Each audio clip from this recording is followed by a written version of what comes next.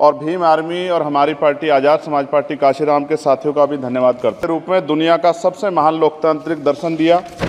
अध्यक्ष महोदय, बंटवारा नहीं हुआ, जो साधन संसाधन थे उनमें बंटवारा सही रूप से ना।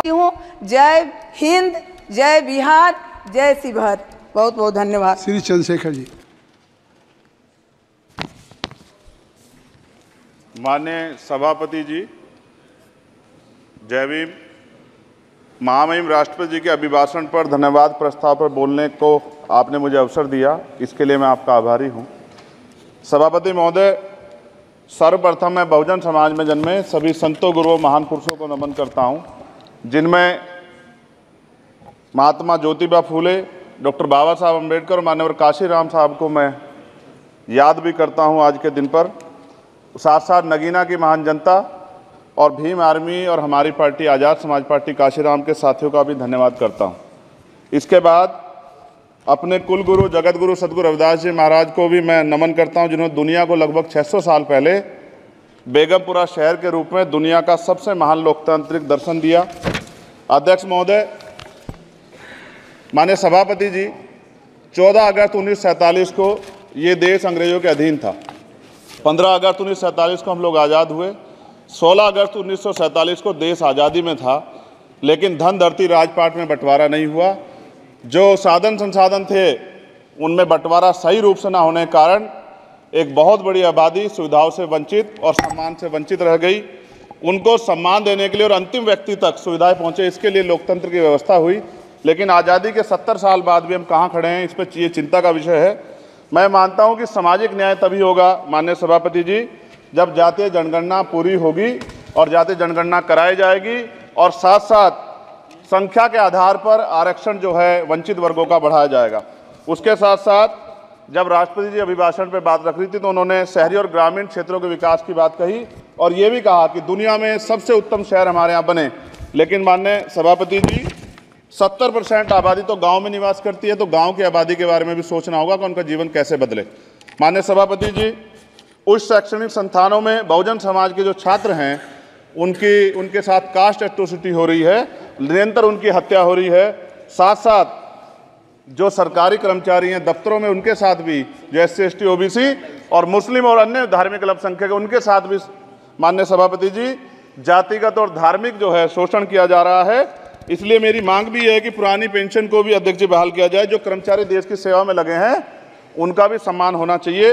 साथ साथ सभापति जी, भाजपा ने चुनावी लाभ के लिए सबका साथ सबका विकास के नारे दिए जो खोखले हैं, क्योंकि 10 साल में दलित, पिछड़े, आदिवासी, मुस्लिम और अन्य धार्मिक अल्पसंख्यक जो अत्याचार हुए हैं वो किससे छिपे हुए नहीं हैं। ये गलत है, ये बंद होना चाहिए। सभापति महोदय जी, महामहिम राष्ट्रपति जी के अभिभाषण में निजी क्षेत्रों में SC ST OBC को रिजर्वेशन देने का कोई उल्लेख नहीं हुआ है, जो कि आज चर्चा का विषय, क्योंकि 98% प्राइवेट सेक्टर है, 2% सरकारी सेक्टर है, तो 98% प्राइवेट सेक्टर में भी हमारी हिस्सेदारी की बात होनी चाहिए। माननीय सभापति जी, आशा कार्यकर्ताओं, आंगनबाड़ी वर्करों, भोजन माताओं के वेतन वृद्धि पे भी कोई उल्लेख नहीं हुआ है, वो भी अभी नंगे, उन पर भी सोचना पड़ेगा। माननीय सभापति जी, जिस क्षेत्र से मैं चुन के आऊँ नगीना से, वो बहुत पिछड़ा क्षेत्र है। उस क्षेत्र में कोई विशेष आर्थिक पैकेज नहीं दिया गया, रोजगार की सेवाएं नहीं है, नौजवान पलायन करता है। IIT, IIM, एम्स, केंद्रीय विद्यालय आदि शिक्षा में और चिकित्सा संस्थानों की स्थापना होनी चाहिए, जो कि नहीं है।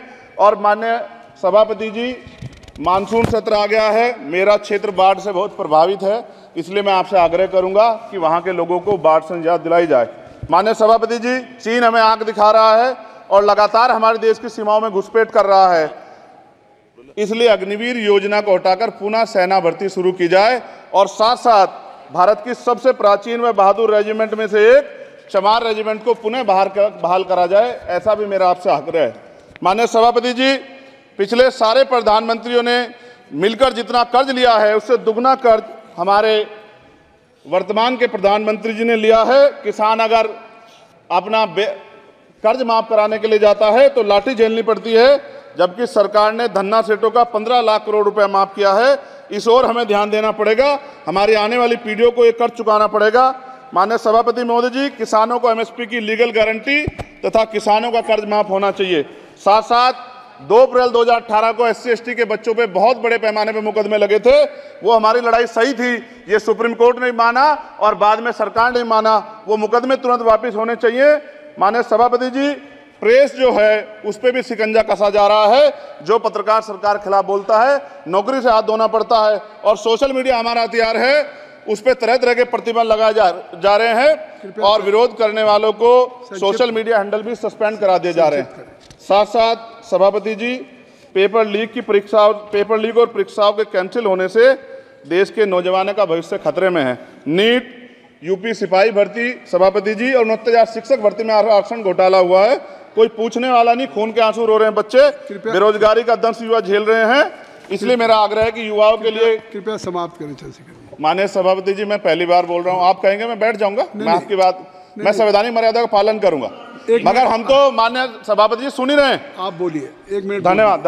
1 मिनट और बोलिए। अध्यक्ष सभापति जी, नारी सम्मान की बात करने वाली सरकार, हमने मणिपुर देखा सर, हमने पहलवान बेटियों का हर्ष देखा सर, और हमने सर हाथरस की बेटी का हर्ष देखा सर, और हाथरस के परिवार को जो वादा किया था सरकार ने वो भी पूरा नहीं किया। और महिलाओं में भी, स्पेशली दलित, पिछड़े और मुस्लिम वर्ग की, आदिवासी वर्ग की महिलाओं के साथ आज भी NCRB का डाटा कहता है सर जो जुल्म हो रहा है वो सहनीय नहीं है सर।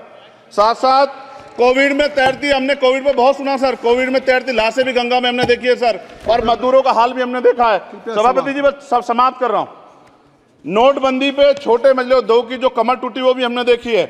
सभापति जी, शैक्षणिक संस्थानों, विश्वविद्यालयों में, चिकित्सा संस्थानों में OBC ST के योग्य अभ्यर्थी को NFS करके जिस तरह निकाला जा रहा है, लेटरल एंट्री करके जिस तरह हमारे रास्ते बंद किए जा रहे, ये भी हम देख रहे हैं सभापति जी।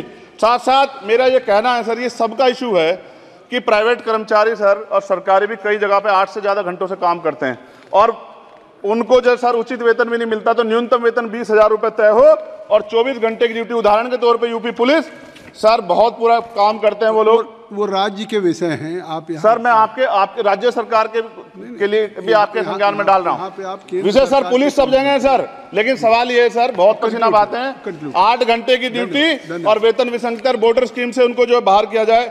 माननीय सभापति जी, 1 मिनट चाहिए सभापति जी। राष्ट्रपति जी ने धर्म के बारे में बात की थी, राम मंदिर से पहले हमारे गुरुघर तुगलकाबाद का फैसला आया था राष्ट्रपति जी, वो सभापति जी अभी तक दिल्ली में स्थित सदगुरु रविदास जी महाराज का गुरुघर नहीं बना। साथ साथ सभापति जी, अपनी बात को खत्म करते हुए मैं आपसे कहना चाहता हूं कि जितना देश दूसरों का है सर, इतना हमारा भी है। हम मरने के लिए पैदा नहीं हुए, जो चाहता है हमारी हत्या कर देता है। मूछे रखने पे, घोड़ी पे बैठने पे, मटकी छूने पे हमारी हत्या हो रही है। क्या बदला है सर 70 साल बाद भी? दलित, पिछड़े, मुसलमानों पे हिंसा नहीं रुक रही है सर। मेरा आपसे संरक्षण के साथ ये आग्रह है कि इन घटनाओं को रोका जाए, और देश किसी की बपोती नहीं है, देश संविधान से चलता है सर, और संविधान से चलेगा। संविधान छेड़खानी बर्दाश्त नहीं की जाएगी सर। धन्यवाद।